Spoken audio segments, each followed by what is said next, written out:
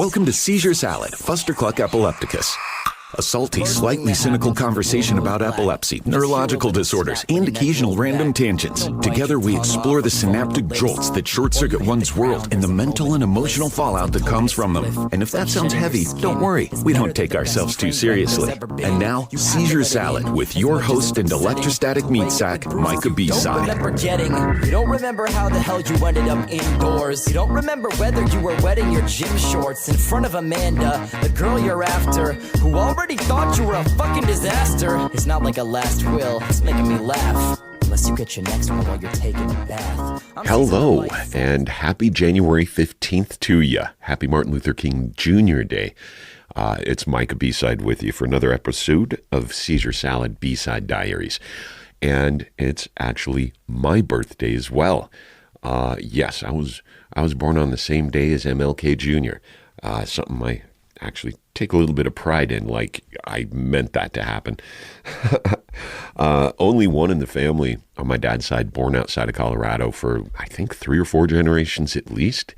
And I was born down in Santa Fe while my bio dad was going to college on his GI Bill from his 2 tours of Vietnam. He was going to St. John's College down there. They lived in an old adobe house, adobe building, tiny little adobe building on the outskirts of Santa Fe that at the time was actually on the Indian reservation. So I was born on an Indian reservation in the outskirts of town at home in the middle of a blizzard, first big blizzard of the year, and in the middle of a party. It was I was a difficult baby. Mom says it was like 36 hours or something. So when she went into labor, my bio dad called all his college buddies and hunting buddies, and they got together a big smorgasbord and brought over a bunch of alcohol and food and had a 3-day party during my birth. This explains a lot. So that kind of set the stage for a good chunk of my life. But that's it. 7:10 p.m. tonight will mark my 52nd birthday. It's my time, Mountain Time. It's 4:15, so little less than 3 hours before the official birthday. I'm looking forward to it. It's going to be cool. 52 years old.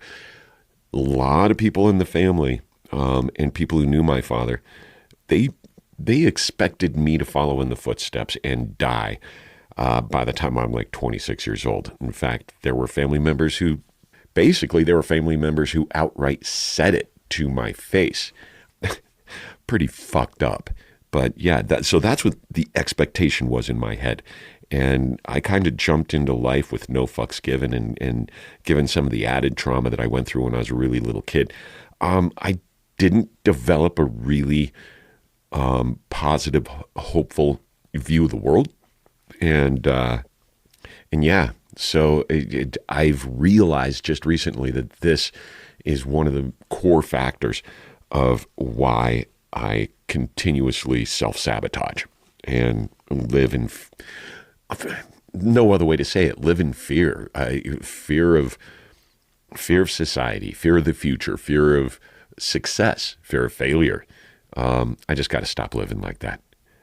So today and tomorrow, I'm going to begin a conscious effort. And I'm going back over some NLP work that I had done this past year and see if there's more that I can pull out from it. And there always is. I've done it a couple of times and I find something new every time. And I'm going through a 6-week program called Seize Your Strength through one of my old guests, actually, Mark DeFee. He was on a few times. Mark DeFee is a great guy.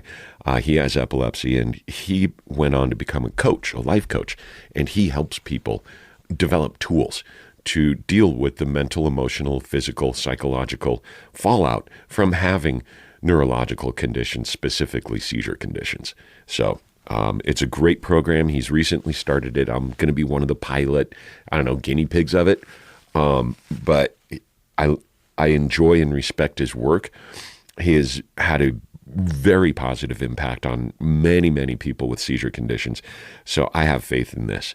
And it actually goes along the lines of I want to somehow bring, I wouldn't mind becoming a coach. I'm not a psychologist or anything like that, but some kind of life coach that specializes in helping people with going through the things that I've gone through. I've got the broadcasting experience. I'm an MC and announcer for live events. I have tools, the communication tools under my belt. I just need to fill in some things on the psychology side of it. You know what I mean? But that's part of my purpose, to figure out how to get enough people sharing and listening to this podcast that I can attract sponsors. We want that billionaire benefactor type guy, and be able to start setting up funds to be able to help people, and even be able to pay me so I don't have to do this at midnight in between jobs or something like that. I'd really like to make this some kind of work for me. You know what I mean? So yeah, that's part of it. Let's see what else.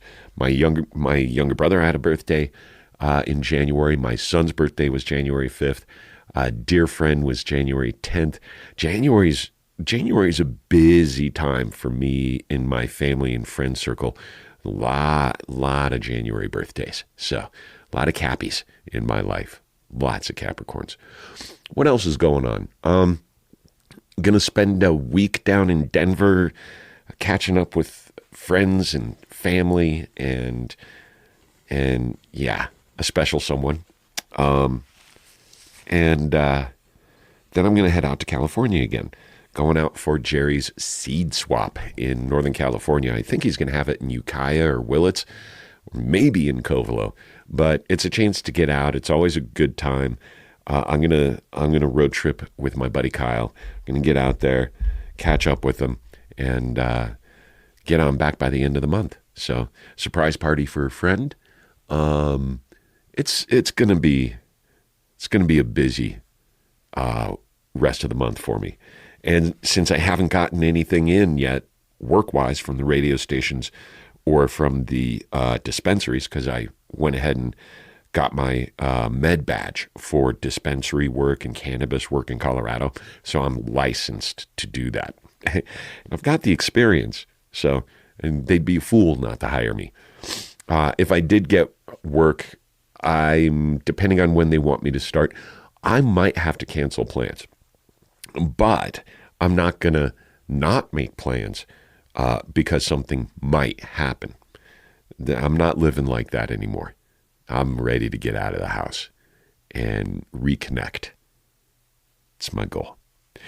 And I'm sure there's other things I'm missing in catching you all up on. It doesn't come directly to mind, though. Yeah. Thanks for joining me. And we'll catch up real soon. I got a few people that I need to get on, some specialists, some friends, some fellow epileptics, and just some random strangers. So keep an ear out for that in the next month or so. And yeah, we'll catch you soon. You guys be good to yourselves. Have a great weekend. And have a happy new year. And don't forget, drive fast, take chances, unexpect the expected, and remember, it's all in your head. Take care of yourselves and each other. This is to my sick kids. Time to flip this shit. Depakote, Adderall, Ritalin, Pixie sticks. I don't give a fuck what you're riding to the setting sun. Use it as a weapon when it's said and done. It's all too much. Seizure Salad Fustercluck Epilepticus is produced and hosted by Micah Ball. Original logo and graphic design by Alba Lopez. The song Seizure Boy, courtesy of Watsky, and used with permission. Find more great music and poetry on his website, georgewatsky.com. Follow our podcast, like our Facebook page, whatever blows your hair back. Just keep listening and join us again soon for another episode of Seizure Salad. Until then, remember to unexpect the expected, and it's all in your head. Take a minute to sit at the whip and then I'm gonna mash on gas. Cause I'll be crashing that impasse with that ass syntax. Skinny motherfucker off a bucket of Slim Fast.